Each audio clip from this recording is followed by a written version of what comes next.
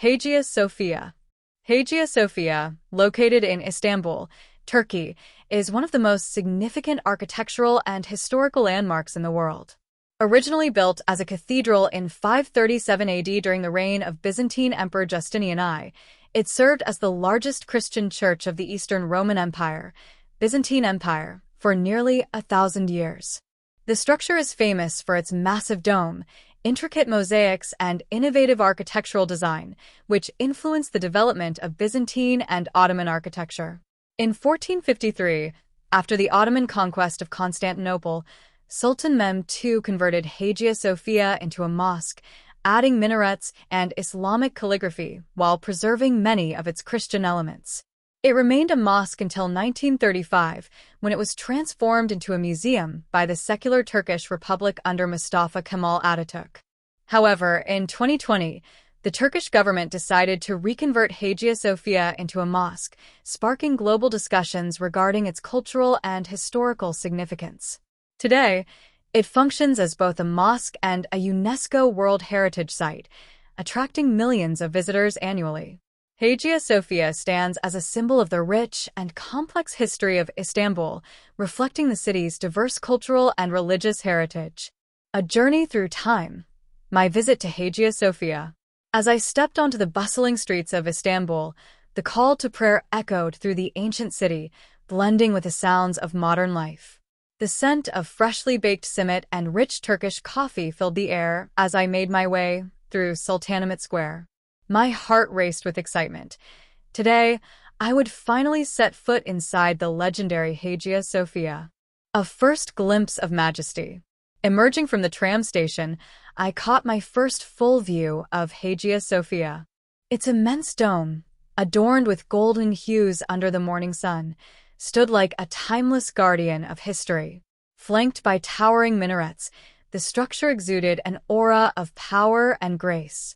I paused for a moment, overwhelmed by the thought that emperors, sultans, and millions of pilgrims had walked these same paths for over a millennium. As I approached the entrance, I marveled at the grand imperial gates, each adorned with intricate engravings. With a deep breath, I stepped inside, crossing the threshold between centuries. Inside the sacred halls. The moment I entered, I was enveloped in a surreal atmosphere. Sunlight streamed through the windows, casting golden rays upon the vast marble floors. My eyes were immediately drawn upward to the magnificent dome, seemingly floating above me. The weight of history was tangible in every corner. To my left, ancient mosaics shimmered under the soft glow of chandeliers. The most captivating was the depiction of Christ Pantocrator, his solemn gaze seeming to pierce through time itself. Though partially worn, the artwork still held an ethereal beauty, whispering tales of the Byzantine era. As I moved further inside, I noticed Islamic calligraphy suspended from the dome, massive medallions bearing the names of Allah and the Prophet Muhammad. The fusion of Christian and Islamic art in this sacred space was breathtaking. I ran my fingers along the cool marble pillars, imagining the hands of artisans who had carved them centuries ago. Echoes of the past. A guide nearby was narrating the history of the building, and I eagerly joined the group. He spoke of Emperor Justinian's vision, how he had commissioned the construction of Hagia Sophia in 532 AD, determined to create a church unlike any other.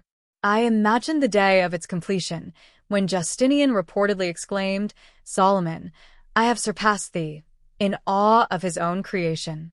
We moved toward the mihrab, where the imam now leads prayers. Our guide explained how, in 1453, Sultan Mehmed II transformed Hagia Sophia into a mosque after conquering Constantinople. He preserved much of its Christian art, covering only a few mosaics with plaster rather than destroying them. The Ottoman architects, including the legendary Mimar Sinan, reinforced the structure, ensuring its endurance through earthquakes and time. A view from the upper galleries. Determined to see the Hagia Sophia from every perspective, I climbed the winding stone ramp to the upper galleries. From this vantage point, the scale of the building was even more impressive. I could see the interplay of light and shadow dancing across the marble floors. Here, the famous Desis mosaic stood, portraying Christ, the Virgin Mary, and John the Baptist in a prayerful pose. Their sorrowful expressions seemed almost alive, frozen in a moment of divine appeal. Leaning against the ancient stone railing, I closed my eyes and imagined the voices of Byzantine priests chanting hymns, followed by the resonant prayers of Ottoman worshippers. The walls of Hagia Sophia had heard it all: glory, conquest, prayers, and whispered secrets of history. A farewell to the eternal monument. As I descended the ramp and walked toward the exit, I turned for one last look at the Grand Hall. The sunlight was fading, casting long shadows on the ancient walls. I felt a deep sense of gratitude, as if I had traveled through time, witnessing the soul of a civilization within these walls. Stepping outside, I was greeted by the sight of the blue mosque standing proudly across the courtyard. The call to evening prayer rang once more, and I smiled, knowing that Hagia Sophia would continue to stand as a bridge between worlds, between past and present, between faiths and cultures. I left with a heart full of wonder and a mind enriched by history, knowing that no matter how many times one visits, Hagia Sophia always has another story to tell.